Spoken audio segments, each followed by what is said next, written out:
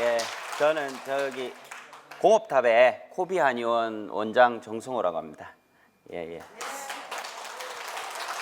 그 작년에 여기 그 건강 강좌를 한번 해봤더만 어머님 아버님들이 많으셔가지고 좀 핀트가 안 맞아가 이번에는 그 주로 관심 있으신 분야 이래가지고 해가지고 좀 설명 좀 드리려고 왔습니다. 예.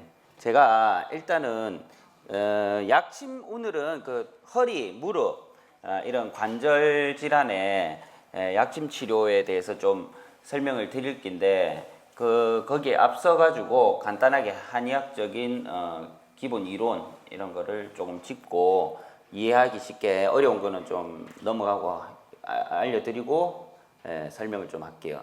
우리가 이제 오행이라는 거를 한번 들어보신 분 있을 수 있는데 오행이라는 거는 목화, 토, 금, 수 5가지 요소인데 이 계절의 속성을 5가지로 이렇게 형상화한 그런 거를 의미하고 인체에서 우리가 오장육부라는 말을 많이 들어보셨을 건데 인체에는 오장육부가 있고 이것을 오행의 속성에 맞춰 가지고 우리가 분류를 합니다. 그래서 이 오행이 뭐 여러 가지 분야에서 예전에는 많이 쓰였지만 지금은 거의 쓰는 데가 없고 사주 명리나 뭐 이런 데서는 좀 쓸 거고 나머지는 뭐 들어보신 일도 없을 거예요. 그런데 이제 한의학에서는 아직도 오행으로 이 혈자리들을 분류를 하기 때문에 좀 뭐 이렇게 어렵게 하는데 황제내경이라는 책에 이제 나오는데 뭐 일단 넘어갈게요. 너무 어려운 건 하지 말고.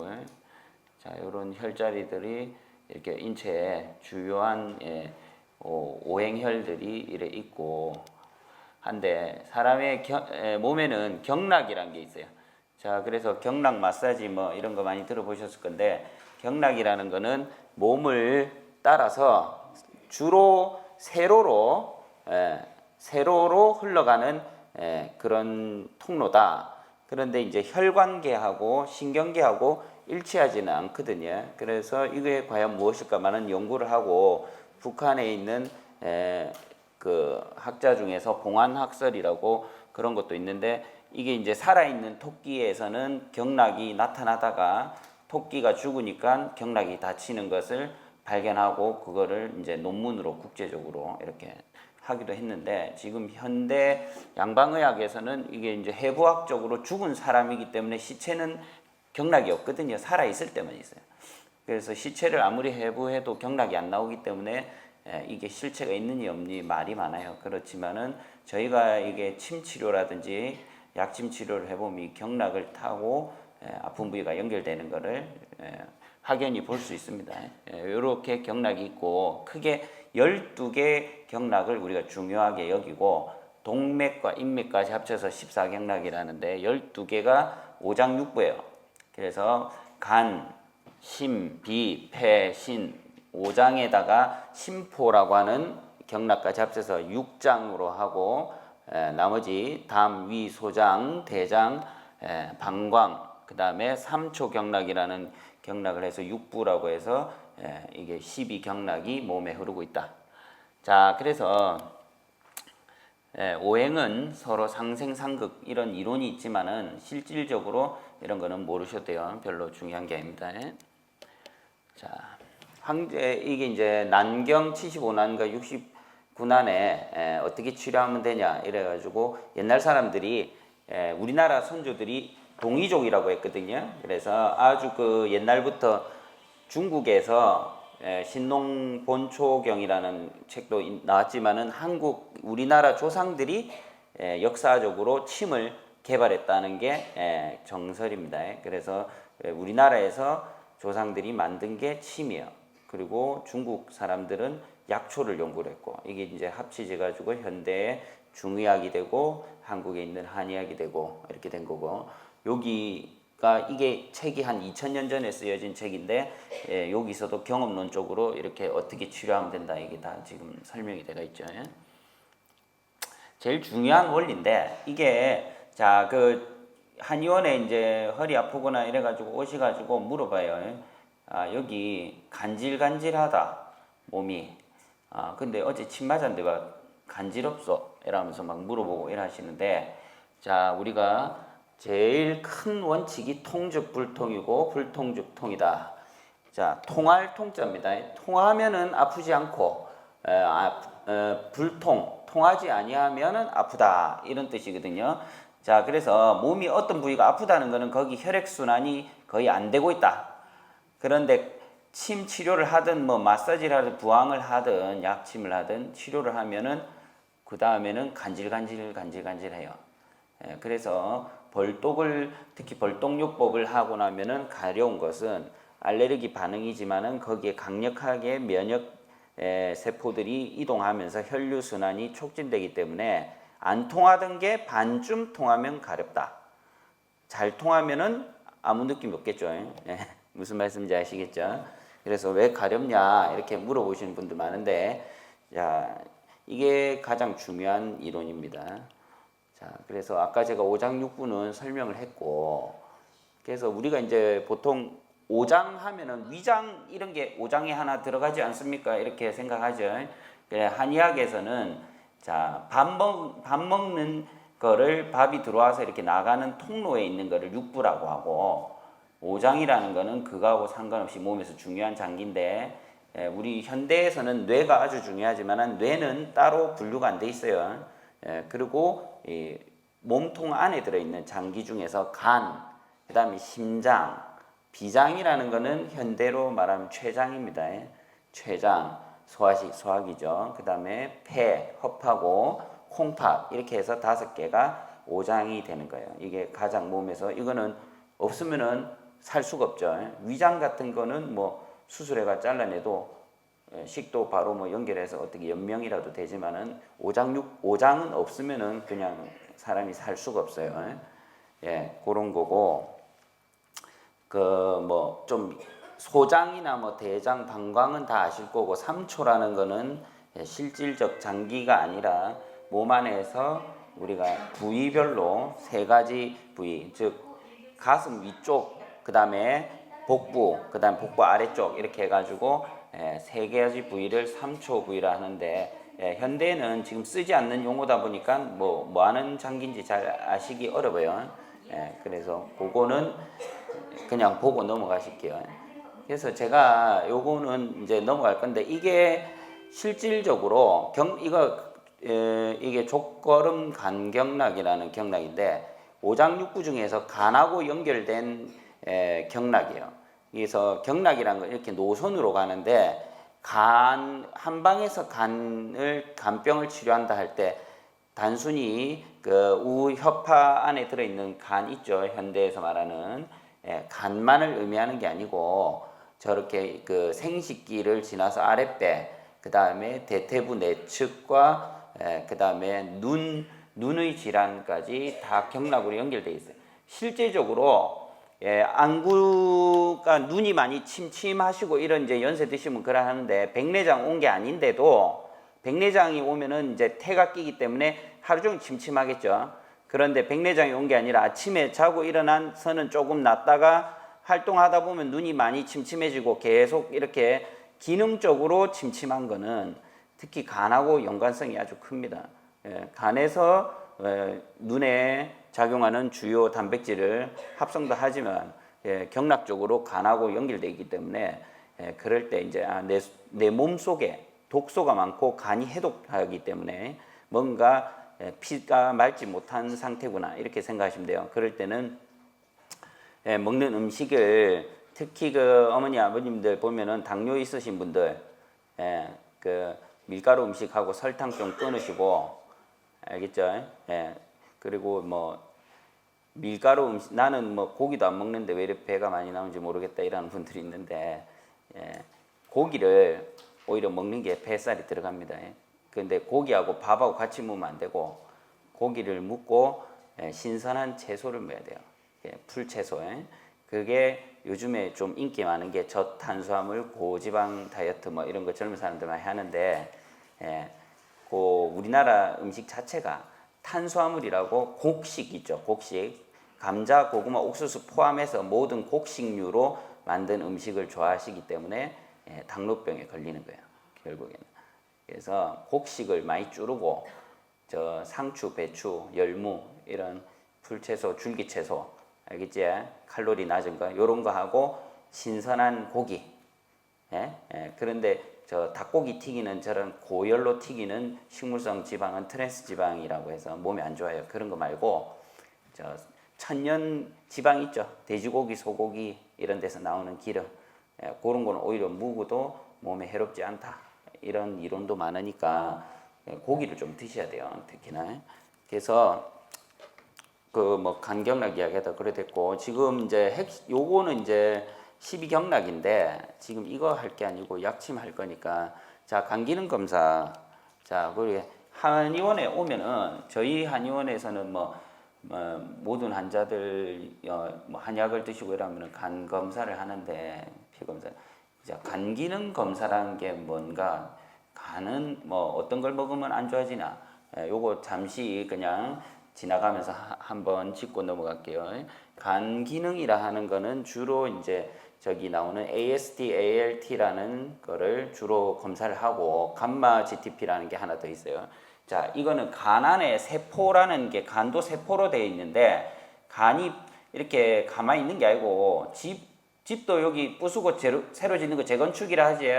예, 몸 안에 있는 모든 것은 항상 새롭게 만들고 없애고 하고 있어요. 그래서 간세포도 계속 파괴되고 새로 생성되고 그래서 자연 상태에서 파괴될 때 그 안에 있는 물질이 나오는데 효소 수치를 재어서 저게 AST, ALT 효소가 이제 몸 안에 그 단백질 대사에 아주 중요한 효소인데 자들이 얼마나 있는지 이래 보는 거죠. 그래서 40 정도 이하로 있으면 정상인데 그게 뭐 한 100이 되고 급성 저기 여름에 또 그 뭐고 젓갈 같은 거 뭐 뉴스 보니까 잘못 먹어가지고 집단으로 A형 간염 걸려가지고 사람들 막 그래 되는데 간염이 걸렸다든지 이러면 막 1000까지 올라가고 이러면 입원해야 되거든요. 예. 그러니까 수치를 보고 간 세포가 얼마나 많이 파괴되고 있나 이렇게 보는. 그런데 이제 술을 뭐 많이 먹고 이렇게 하면 이제 그 중에서 특히 감마 GTP라는 게 확 올라가거든요. 그러면 그건 술 먹었고 술 많이 드시는 분들 그런 거고 또 그런 거 아니라 내가 이제 평소에 약을 많이 먹으면 또 올라가요. 약을 다 대사를 해야 되니까. 그 이제 나이가 드시다 보면은 당뇨약을 먹다 보면 고혈압약도 같이 먹고 또 뭐 무릎 아프니까 관절약도 먹고 이러면은 또 위장약도 먹어야 되고 이러면서 약이 4개, 5개 이렇게 늘어나는데 그러다 보면은 간 수치가 올라갈 수 있다. 그러면은 한방약은 간에 안전한가?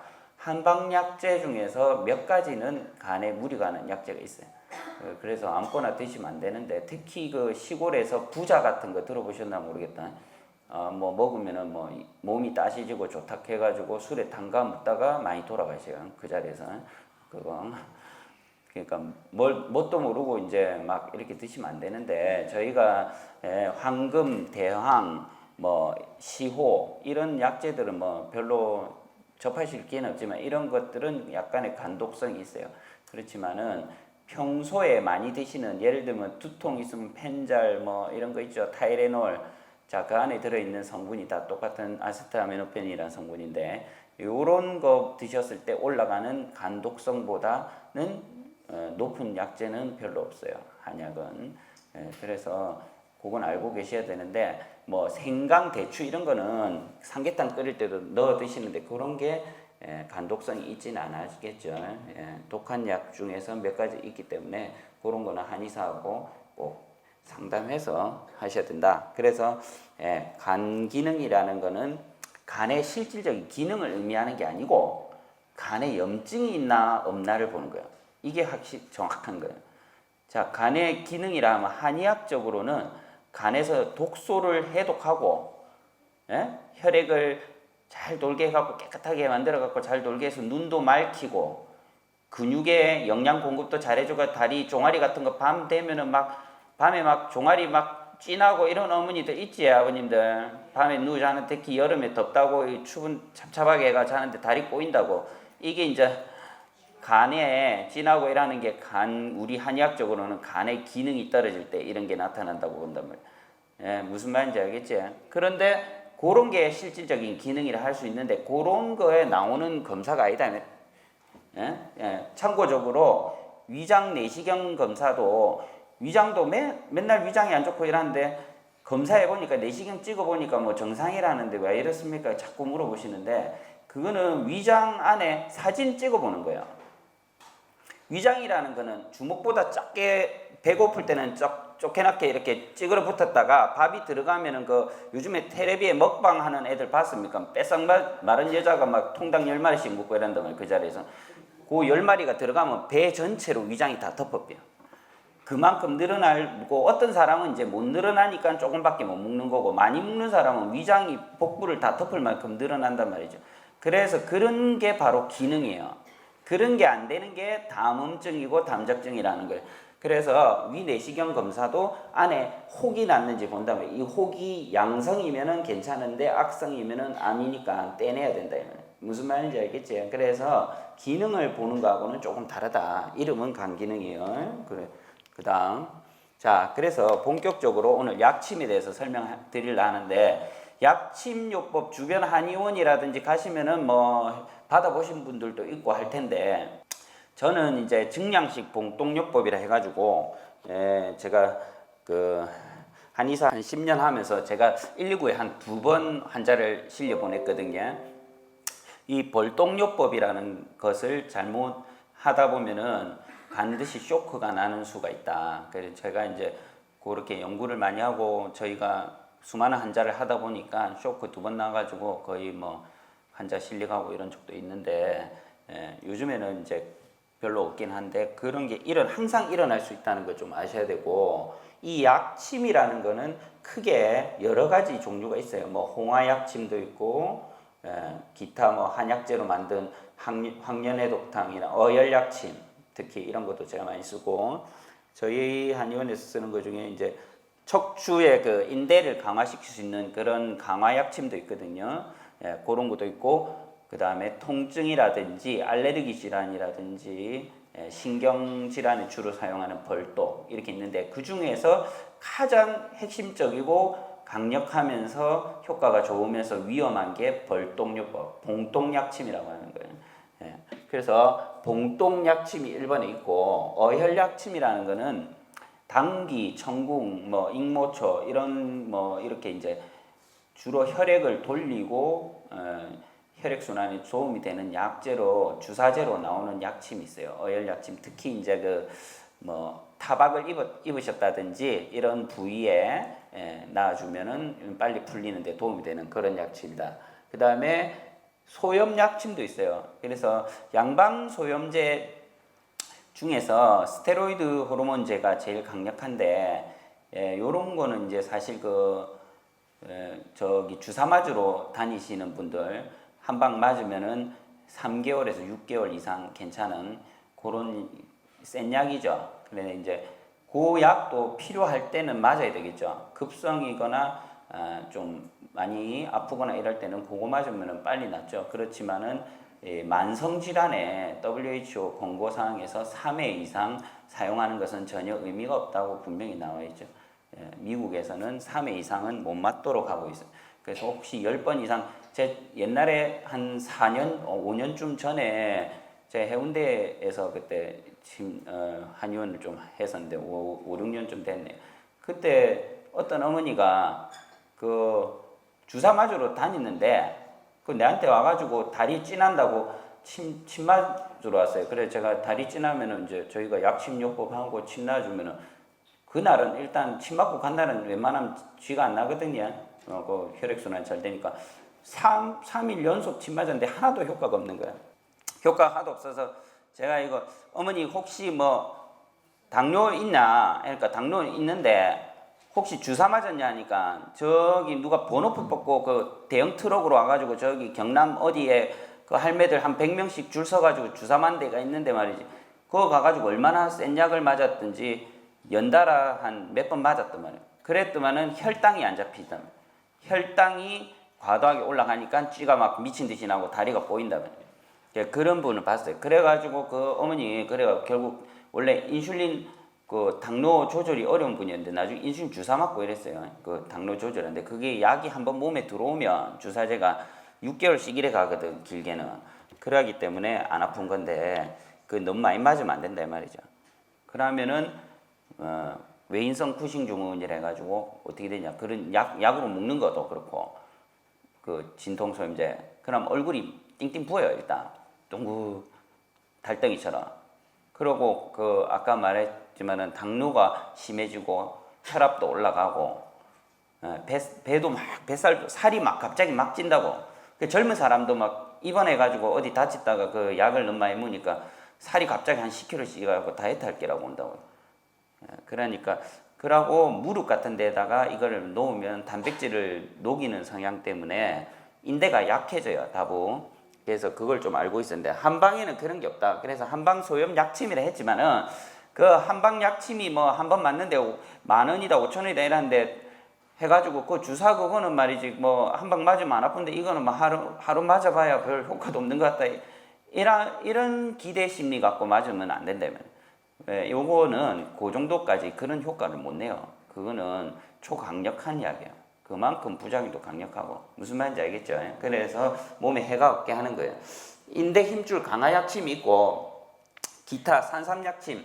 저거는 제가 저 옛날에 그 환자가 저한테 치료를 그 아내분이 50대였는데 치료를 하는데 그분 돈도 좀 많고 이런 분인데 남편이 갑자기 암이 걸렸어요. 대장암. 그래가지고 초기라고 해가지고 자기들 뭐 아는 교수님도 있다 이래가지고 서울 연세대에서 저 대장 수술을 했는데 그 암 수술하고 이러면은 주변에 수술하신 분들이 다 연세 건강하시네 보니까 어머니들. 그냥 좀 수술하신 분들 한 번씩 있을란가 모르겠는데 하고 나면 살이 한 10몇 킬로 빠지거든요 사람이. 그래가지고 그거 회복하는데 한 1년 걸린다고 해요. 그래서 제가 이거 산삼약침 이거 놔주죠. 이거 이제 제가 직접 혈관 잡아가지고 이거는 혈관으로 들어가는 약침이거든요. 링겔처럼. 그래가지고 요걸 한 10회 맞았는데 일주일 간격으로 10회 맞았는데 3달 만에 살 회복 다 됐는 게.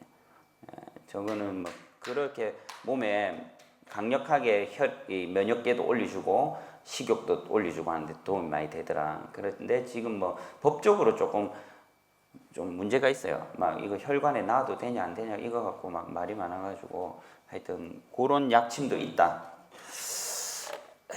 앞으로는 아마 저거 더 많이 쓰게 안 되겠나 싶고 암 환자한테 특히 좋은 거고요. 산삼 약침. 하여튼 저 그 말고도 그때 림프암으로 혈액암 걸려가지고 오신 젊은 남자분도 저거를 쭉 꾸준히 맞고 회복을 해가 가는 것도 많이 봤어요.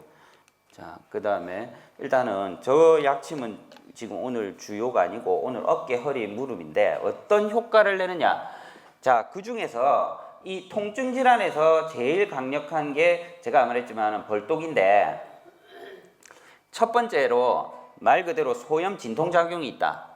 그래서 내하수체 부신 피질축을 자극한다 이랬는데 우리가 이제 그 아까 그 맞는 일명 뼈주사는 부신 피질 호르몬에서 그 나오는 호르몬이 있어요. 코르티졸이라고. 요거를 화학적으로 한 몇십 배에서 최대 100배까지 강화시킨 인공 화합물이에요. 원래 저게 몸에서 몸이 아프거나 염증이 생기거나 이러면은 몸에 콩팥 위에 달려있는 데서 저게 나온다고. 나와가지고 몸에 돌아다니면서 염증도 줄여주고 좀 덜 아프게 만들어주고 하는 안데 요거를 갖다가 딱 뽑아내가지고 타겟으로 뽑아내서 100배까지 강화시킨 게 일명 뼈주사입니다. 무슨 말인지 알겠어요? 그런데 벌독은 몸 안에 있는 자연 진통축을 갖다가 자극을 시켜가지고 내 몸에서 진통제가 나오게 만들어준다 이 말이 한마디로. 이해됩니까? 네. 그 다음에 항산화 작용. 자, 항산화 하는 음식을 많이 드셔야 되면 블루베리부터 해가지고 뭐 그런 거 많이 드셔야지 건강합니다 하지. 특히 어머니들은 담배를 거의 안 피시는데 담배 피시는 아버님들 담배를 피면 니코틴뿐만 아니라 몸 안에 일산화탄소가 들어가가지고 벽을 공격한다고. 혈관 벽을 공격하다 보니까 벽 안에 구멍이 나고 그 안에 콜레스테롤이 낑겨가지고 결국 관상동맥 막혀가지고 심장마비 온단 말이죠. 그래서 항산화제를 많이 먹어야 되는데 이 벌독이 천연 항산화제다. 그 다음에 말 그대로 소염 진통작용이고 아돌라핀은 통증 유발 물질을 억제한다. 뭐 이게 너무 어렵죠. 어쨌든 통증 유발 물질이 몸 안에서 나오는 것은 사실 나와야 돼요. 예를 들면은 제가 이제 한 가지 예를 들면은 이 연세 드시면은 골다공증 조금씩 있다 아닙니까? 그래가지고 그 숨 잘못 쉬다가 갈비뼈 나가는 어머니들도 한 번씩 있거든. 기침 세게 하다가 갈비뼈 나가면은 병원에서 해줄 수 있는 거는 뭐냐 하면은 절대적인 침상 안정하고 진통제. 그 진통제를 먹으면은 안 아프잖아요. 그러니까 움직이니까 뼈가 빨리 안 붙어요. 가만히 누워 있으면 빨리 붙는데. 이해가 되지? 그래서 통증 유발 물질이 왜 나오냐? 아파야지 거기가 다치으니까 여기 좀 나을 때까지 가만히 나나라고 몸에서 신호 주는 기라. 이해가 되죠? 그런데 요거를 좀 억제를 해줘가 너무 아프면 사람이 힘드니까 또 억제해주는 물질도 또 나온다. 이게 벌독이 들어갔을 때 벌독 안에 있는 성분이 그 아주 강력한 물질이 있어서 이런 작용을 한다. 그러니까 요거 딱 보면은 아 통증을 좀 줄여주면서 몸속에 이 활성산소도 좀 없애주고 그러면 혈관도 건강해지고 혈액순환도 잘 되끼고 무슨 말인지 이해되지? 그러면서 진통 효과도 있구나. 벌독이. 그러고 면역계를 조절한다. 자, 요게 억수로 중요한데 이간 세균도 억제하고 뭐 이거 방사능 저항 작용까지 있다. 뭐 이거는 실험에 의하면은 그런 것까지 있는데 요즘 방사능 뭐 일본 방사능 말이 많은데 좋은 게 많네요. 자, 허리가 디스크 뭐 좀 아프시고 협착 이제 연세 50 넘어 60 넘어가면 협착이 많을 끼고 좀 젊으신 분들은 디스크란 말이에요. 그러면은 찍어 보면 허리가 찍었는데 티 나와 사실 안 티 나왔는데 아픈 사람 있죠. 나 뭐 찍어봤더만은 별로 안 티 나왔다는데 왜 이리 아픈지 모르겠다. 자, 반대로 모든 사람을 찍어본 게 아닌데 젊은 사람 다 찍어보면은 실질적으로 아무 증상을 안 느끼는데 다 많이 티 나온 사람도 억수 많다고. 무슨 말인지 알겠죠? 그래서 이 가설이면서 지금 학설인데 이게 정확하게 디스크 원리를 뭐 밝혀진 게 없어요. 왜 저게 꼭 신경 눌리갖고 신경 눌리는 게 아니란 말이에요. 막 눌리는 증상이 있는데 말이에요. 디스크는 별로 안 티 나왔는데 눌리고 이런. 자, 그래서 어떤 말이냐면 디스크 조금이라도 나왔을 때 그 디스크도 우리 몸에 있는 거는 단백질이라는 거거든요. 그래서 몸 안에 돌아다니는 군인이 있어요. 그걸 백혈구라고 해요. 나쁜 애들 들어오면은 잡는 역할을 경찰이라. 그런데 도둑놈을 잡아야 되는데 선량한 시민을 때리잡으면 안 되잖아요. 그래서 내 몸에 있는 선량한 단백질을 공격하게 되면은 그게 자가 면역 반응이라는 거라. 그래서 이 설이 있어요. 그 자가 면역 반응으로 내 몸에 원래 내 몸의 일부인데 디스크를 갖다가 자꾸 세균이나 바이러스처럼 나쁜 놈으로 생각하고 공격한다 이 말. 거기를 공격을 하니까 전쟁이 일나니까 그쪽이 아프다 이 말. 무슨 말인지 알겠어요? 간단하지? 그래 그거를 너가 그렇게 하지 마라 이렇게 해주는 게 벌독이 그 면역계를 조절해주는 역할을 아주 잘한다.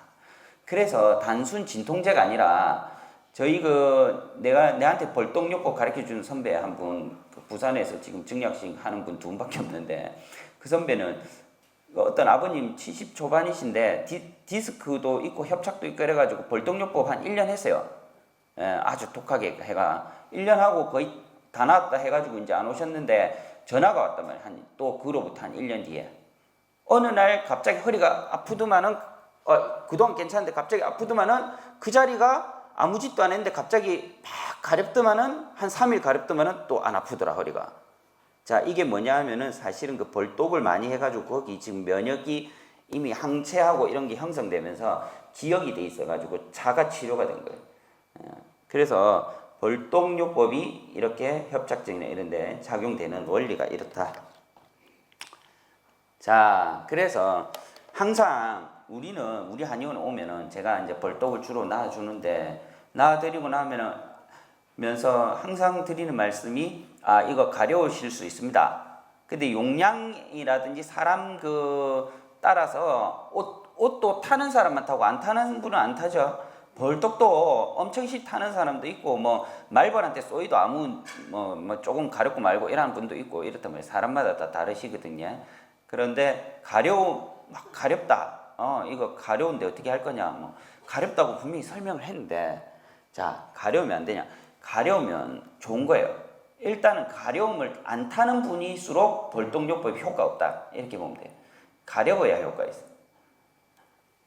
그래서 하도 사람들이 가려워하니까 요즘에는 어떻게 나오냐면 우리 약치마켓이나 이런 데서 벌독에서 가려운 성분 최대한 다 제거하고 주사제로 해가 만들어 갖고 나오는 게 많거든요. 그게 효과가 떨어져요.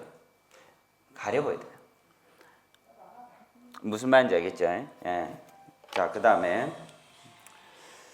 자 벌독요법 중에서 조금 이제 이 디스크나 협착증 특히 치료하려면 증량식 요법 안 하고는 답이 없어요. 증량식 요법을 해야 되는데 이거는 반드시 한의사한테 진료를 받으셔야 된다.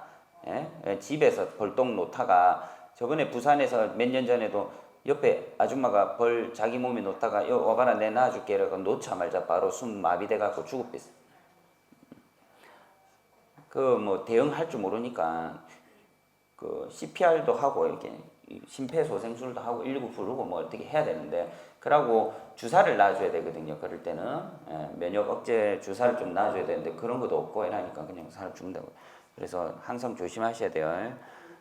농도와 용량을 조절하는데 공식이 있어요. 이걸 올리는데 저희가 치료할 때 환자한테 놔보고 그 다음에 올리고 이렇게 한다고요. 그래서 어느 때까지 올라가냐면은 많이 가려울 때까지 올리는 거예요. 그래야지 효과 나요.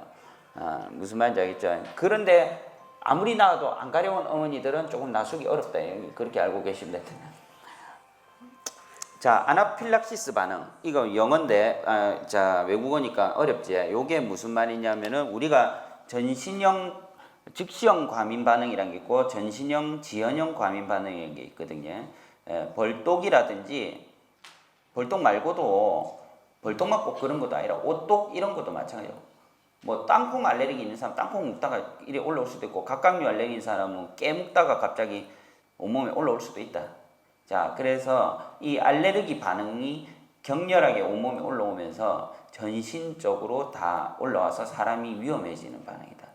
자, 이 반응의 핵심은 지금 중요한 게 혈압이 떨어지면서 호흡 곤란이 와요. 기도가 좁아지거든.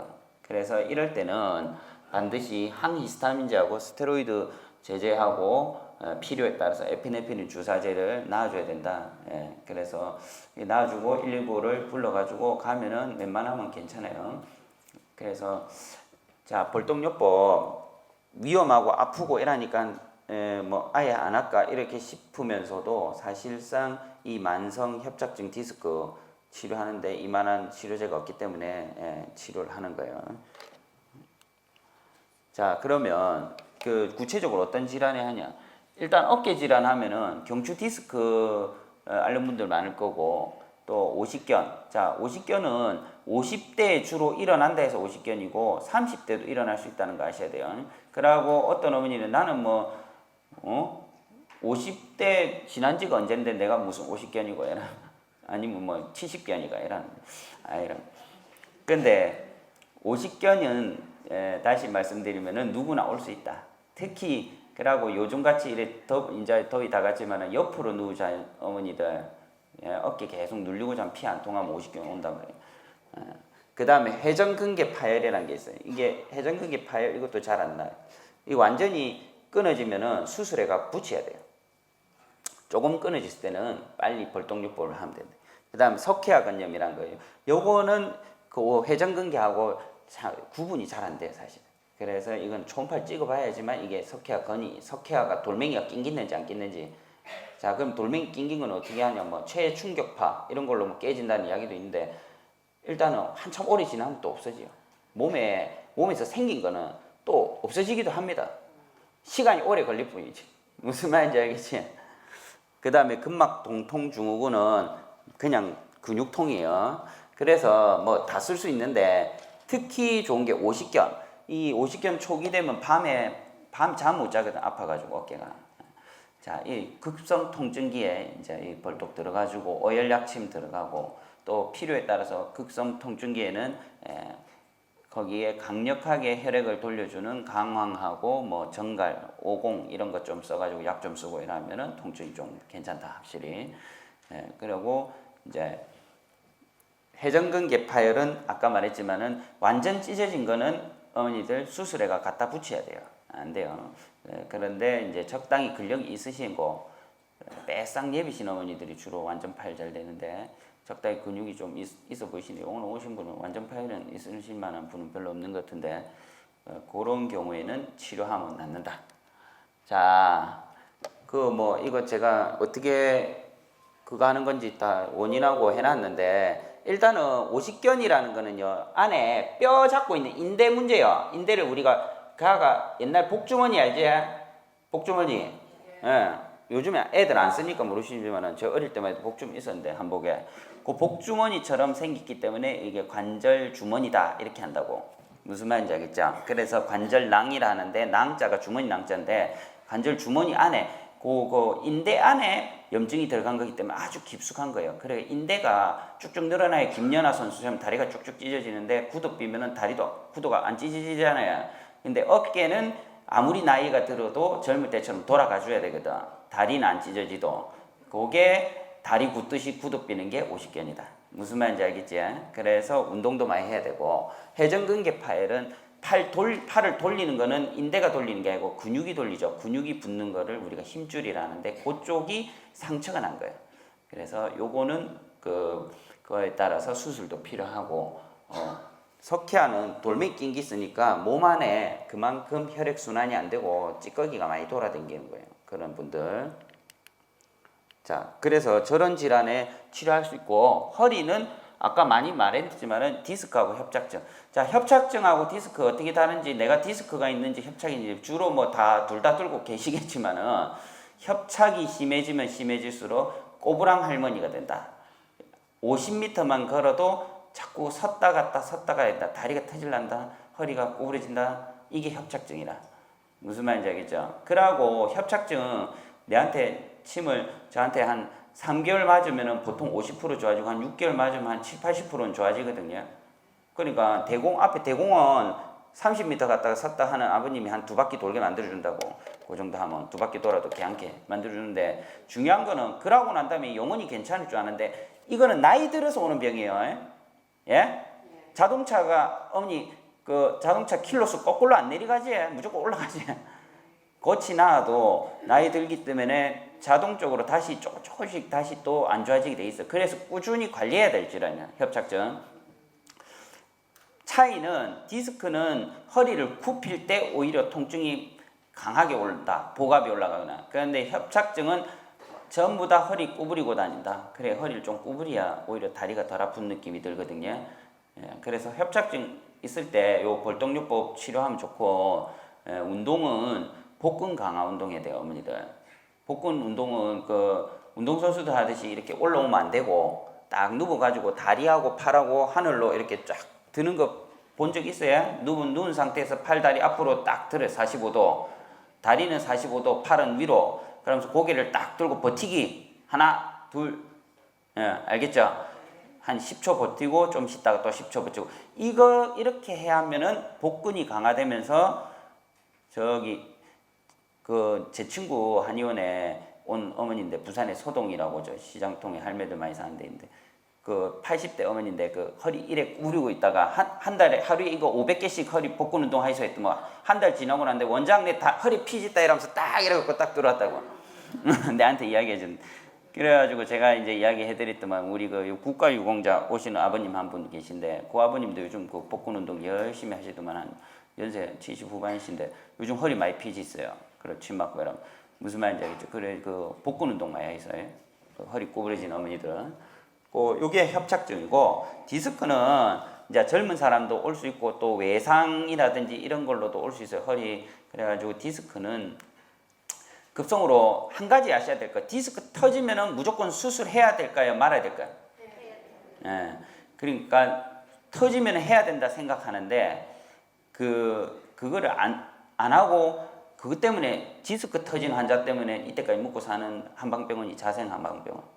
저하고는 상관없는데 입원을 시켜야지만 내가 치료를 할 수 있어서 그런데 저는 입원실이 없어서 입원을 못 시키니까 치료를 못 하는데 터진 환자.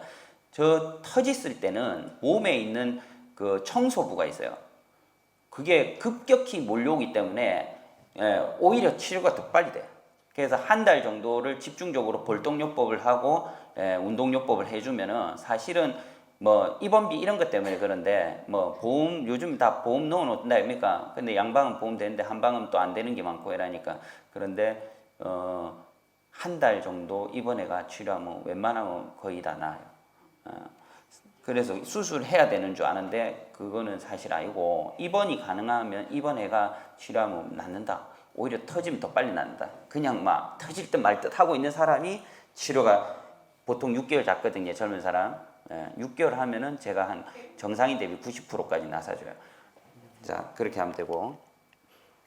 자, 이게 이제 허리 모형인데 저 밑에 붙어 있는 아가 자, 레이저. 요게 천골이라는 거고 요게 5번, 4번, 3번, 2번, 1번 요 주 5개. 주로 4번, 5번 디스크가 이 구조상으로 여기가 힘을 제일 많이 받아요. 여기인데 이 하얀 거 있죠, 여기 옆으로. 요게 디스크입니다. 요게 뒤로 티 나가는 게 디스크고 디스크 질환이고 요 안에 내려오는 그 통로 자체가 요 허연 거는 힘줄 인대거든요. 인대. 요런 게 돌처럼 딱딱하게 굳는다든지 염증으로 부어가지고 눌리는 게 협착증이에요. 좀 다른 거예요. 자, 요런 거는 딱 보면은 요거 4번, 5번 뒤로 티 나온 거 보이지? 5번도 조금 나와 있는데. 그러니까 이래 되면 이 정도 눌리면 요 신경이 중간에 조금 눌리거든. 이러면 이제 다리가 쫙 당기면서 뭐 심하게 눌리면은 발목에 힘이 안 들어가 다리가 처지기도 하고 이런다고요. 근데 발목이 처질 정도까지 만약에 신경이 눌리면요, 그때는 수술해야 됩니다. 무슨 말인지 알겠죠? 터진 것도 그거에 따라서 달라요. 자, 그런데 수술이 필요한 경우도 있고 하니까 그 의사하고 상의 잘해갖고 하시는데 수술을 한 번 하는 거는 웬만하면 괜찮아요. 근데 3번 이상 한 사람은 치료 못 해줘, 이제. 절대 안 돼요. 그냥 뭐 침 맞으면 그날 조금 나을까는 모르겠지만은 절대 회복 못 시킨다. 그 정도 칼 들어가면. 그거 아셔야 돼요. 수술 많이 한 사람 이야기예요. 자, 수술 여기 나오죠. 마비가 됐을 때, 대소변이 안 가려질 때, 이때는 수술해야 됩니다. 무조건. 자, 요 추간 협착증 아까도 말했지만 그 디스크 티 나간 게 아니고 요 관이 좁아진다. 왜 좁아지냐? 그 안에 인대 같은 게 있는데 염부 조직이라는데 일어나도 염증이 오래되다든지 오래 써무놓으니까 낡았을 거 아닙니까? 그래갖고 띵띵 부어요. 하여튼 뭐 돌처럼 딱딱해지기도 하고 뼈가 막 티 나오기도 하고 이래갖고 하는 거예요. 요런 거를 우리 런지 운동이라는데 우리 그 옛날 운동 기마자세 뭐 변형 같은 그런 운동이죠. 요거는 요 아랫배 여기 그 서해부 쪽으로 근육이 하나 지나가는데 요 근육을 딱 당긴다고요. 요거 많이 하시면은 요거를 해주면은 허리에 상당히 걸린 압을 줄일 수가 있어요. 그래서 요거를 평상시 많이 하시는데 자세가 중요한 게 요래 섰을 때 자기도 모르게 이렇게 하면은 몸이 일로 틀리거든요. 정면으로 골반을 탁 위치시키려고 해야지만 탁 당기는 게 느껴져요. 무슨 말씀인지 아시겠죠? 그 운동을 그렇게 하고 요 방향근 요거는 뒤쪽에 주로 많이 아픈 허리인데 그 갈비뼈 뒤쪽으로 해갖고 엉덩이 쪽까지 연결되는 거예요. 요거는 옆으로 서가지고 다리를 옆으로 딱 이렇게 예쁘게 올려가지고 올리다가 내리다. 무슨 말인지 알겠죠? 무릎 구부리면 안 되고, 예? 이해되죠? 예, 그 다음에 척추 기립근 강화 운동. 아까 제가 누우가 하는 복근 강화 운동만 가르쳐 드렸는데 척추 기립근은 이렇게 해도 되고 누워가지고 엉덩이 드는 거 해도 되는데 우리 엎드리가 팔을 뒤로 하고 다리를 살짝 들어주면은 허리 뒤쪽에 허리 근육이 딱 힘이 들어가겠지. 그냥 막 상상을 봐도 딱 알겠지. 항상 이런 운동을 하실 때는 사실상 횟수도 중요하지만 마지막에 내가 도저히 못 버틸 때까지 버티는 게 중요해요. 하나, 둘, 셋, 넷 이래가지고 한 30초든 이렇게 내가 부들부들 떨릴 때까지 한번 딱 해주면은 근육이 올라가요. 어머니들도 근육을 많이 키워야 되는데 근육이 많은 어머니는 허리가 안 아프고 근육 없고 맨날 그냥 뭐 풀만 좋아하고 이러는 어머니들이 다 허리가 아프다. 고기를 무어야 되고 아침에 계란 하나씩 드시고. 자, 그다음에 무릎 통증에도 우리가 치료를 많이 한다고. 무릎 관절염하고, 자, 무릎 통증은 이제 무릎 관절염은 다들 조금씩 갖고 계신데, 그래도 요 도심 지역이라서 제가 옛날에 있던 그 경남 하동군 이런 데서 근무할 때는 보면은 전부 다 쪼그려 앉아서 밭일하기 때문에 무릎 박살난 사람밖에 없어요. 전부 다 수술이. 60 한 5 넘어가면 다 수술이고 박살이라 그냥. 그거는 막 전부 다 관절염이라 무릎. 주사도 엄청 심히 맞고. 그런데 여는 뭐 그래도 그런 분들은 없는데, 일단은 무릎은 계단, 계단 올라가는 거하고 양반다리가 별로 안 좋아요. 그러고 여자분들도 뭐 치마 입고 이래 꼭 하여튼 막 이래 좌우로 트위스트 이러면 안 좋다. 알겠지? 그러고 등산하시는 분들 있는가 모르겠는데 등산 조심하시고. 너무 운동을 하다가 다 무릎이 박살난다. 그런데 한 번씩 물어보는데 연골이 뭐 재생이 됩니까? 뭐 주사를 맞으면 재생이 됩니까? 이렇게 물어보는데 연골은 일회용이에요. 자동차 디스크 패드하고 똑같다. 한 번 쓰면 끝이다. 그렇기 때문에 아끼가 써야 되는데 젊을 때 축구 선수라든지 이런 사람들 있지, 그 연골 없어요 거의. 그 어떻게 살아가겠습니까? 그리고 그 아들 많이 아픈데 그만큼 근육이 워낙 강하기 때문에 다리를 잡아줘가지고 활동하는 거예요. 그래서 연골은 일회용이라는 걸 꼭 아시고, 뭐 미래에 어떤 기술이 더 발달해서 새 연골 갈아 넣어주면은 누구나 다 말짱하겠죠. 그러고 이제 수술해가지고 인공 연골 하잖아요. 인공 관절 넣고 하는데 이제 필요한 사람은 해야 되고, 그것도 뭐 그래 되기 전에 좀 침 맞고 해가 될 정도 되시는 분들은 잘 관리하시고 하면은 괜찮을 거예요. 그리고 집에서 수영을 하신다든지 자전거 있죠. 집에서 타는 자전거 하루에 한 20-30분씩 계속 타주시면은 무릎 관절 예방하는데 도움 많이 될 겁니다. 거기서 제일 중요한 게 제가 말 나온 김에 자전거 의자 높이를 조심해야 돼요. 다리를 폈을 때 무릎이 완전히 펴지게 의자를 높이를 설정하면은 돌리기는 좋은데 무릎에 충격 가요. 그렇기 때문에 완전히 밑으로 페달이 내려갔을 때도 무릎이 약간 구부러질 정도로 의자 높이를 맞춰가지고 자전거를 하시면은 무릎 관절에 도움이 되면서 강화 운동이 될 겁니다. 그 다음에 무릎이 의외로 있잖아요. 무릎 아픈데 나 계속 무릎 아픈데 무릎에다가 뭐 침도 많고 뭐 오만 짓 다 했는데 계속 안 낫는다 이러는 분들이 있는데, 그거 무릎이 아니고 허리 신경통으로 내려가는 경우가 있어요. 뭐 몰라갖고 계속 무릎에다가만 침 맞고 다니고 이러는데, 또 뭐 환자가 너무 많은 한의원 같은 경우에는 바빠갖고 그런 거 일일이 못 봐줄 수도 있어. 정형외과는. 어쨌든 그런 거 있으니까 알고 계시면 되고, 갑각류, 키토산 뭐 이런 거 먹으면 좋다는 거고, 칼슘이 해산물이 많죠. 버섯은 비타민 D가 많다 하는데 비타민 D는 이제 햇빛을 보면 되고, 버섯은 아셔야 되는 게 모든 버섯은 지금 우리가 먹는 버섯이 5%인가 뭐 1%인가만 있고 나머지 다 독버섯 아닙니까? 근데 원래 버섯 자체가 독이 다 있어요.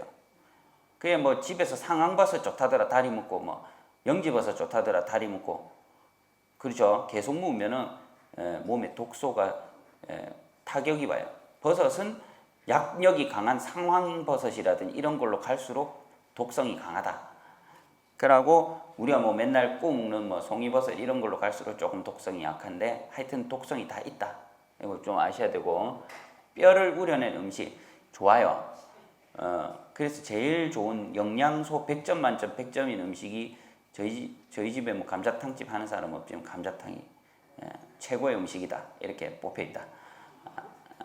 그 뼈를 우렸을 뿐만 아니라 단백질도 있고 적절한 섬유질에 아주 좋은 음식이다 이라는데, 그 감자탕은 저 위쪽 지방 음식이 사실, 그죠? 자, 그래서 아까 내 쿠싱 증후군 이야기했는데 한 번씩 이런 어머니도 오는데, 주로 이 의사가 이야기해줘도 말 안 듣고 고집 센 사람들만 다 이래 온다. 배에 이거 빨간 줄 쫙쫙 이거 뭐 아니 그 애 낳아서 이런 게 아니고 막 주사 많이 맞고 약 많이 먹으면 이래 된다니까. 피부 막 이렇게 올라온다. 심장 비대 오고 고혈압 당뇨 오고 얼굴이 달덩이처럼 붓는다. 이게 그 소염제를 너무 많이 먹으면 이래 된다. 주사 많이 맞아도 그렇다. 적당히 해야 된다. 주사는 제가 말했지만은 연달아 3번 넘어가면 안 돼요. 제가 말한 게 아니고 그 전 세계 의사들이 협의해갖고 그래 적어놨어 사실. 그러니까 제가 생각해 우리 할머니가 지금 살아계시면 1918년생이니까 1919년 3.1 운동할 때 몇 세시셨노. 그런데 돌아가셨는데 딱 중풍으로 돌아가셨는데 항상 보면은 60대까지만 해도 옛날 사진 보니까 날씬하더만 갑자기 70대 가더만은 엄청 실이 살이 쪄가지고는 거기다가 다리는 세 다리고 배만 이렇게 티 나온단 말이야. 알겠죠? 그래 본인도 그 옛날 사람이 뭐 압니까? 조선시대 사람이 아는 게 없으니까 나는 고기도 안 먹는데 왜 이래 살이 찌는지 모르. 지금 와서 생각해보니까 아침마다 정형외과 가가지고 약 타고 그 다음 한의원 가서 침 먹고 있는데 그 약을 많이 먹어서 이게 약몸 이렇게 배가 티 나오게 돼 있어요. 그래가지고 할매가 이제 그래 그 약을 많이 먹고 하면 심장에도 무리가 가고 이러니까 중풍이 오셔가지고 3년 동안 누워있다 돌아가시는데 이거 딱 보면은 분명히 주변에 있어요 이런 사람. 주사 많이 맞고 약 많이 먹는 사람. 다 있네. 그래서 자 주사를 맞지 말라는 게 아니고 양방 주사하고 대응되는 게 우리 한방 약침요법인데 양방 주사는 효과가 아주 강력해요. 순간 효과. 그리고 그렇기 때문에 급성적으로 뭐가 안 좋거나 이럴 때 오히려 더 빠를 수 있어요. 그런데 만성적으로 내가 협착증이다. 이거는 무조건 만성이거든. 이거 주사 한 방 맞는다고 영원히 낫을 병이 아니다 이 말이에요. 맞지? 그런 병에다가 주사를 계속 밀어 넣으면은 저렇게 배가 나오고 나는 왜 살찌는지 본인이 살찌는 이유도 모르면서 살찌가지고 결국에는 어떻게 할 수도 없다가 이제 돌아가신다 이 말이죠. 그래서 저렇게 하지 마시고 조금 늦더라도 약침요법, 볼떡요법 이런 거 해가지고 허리 관리하고 무릎 관리하고 해가 건강하게 사시면서 100세 시대 가시는 게 안 맞겠나. 그래서 오늘 준비한 거는 여기까지 하겠습니다.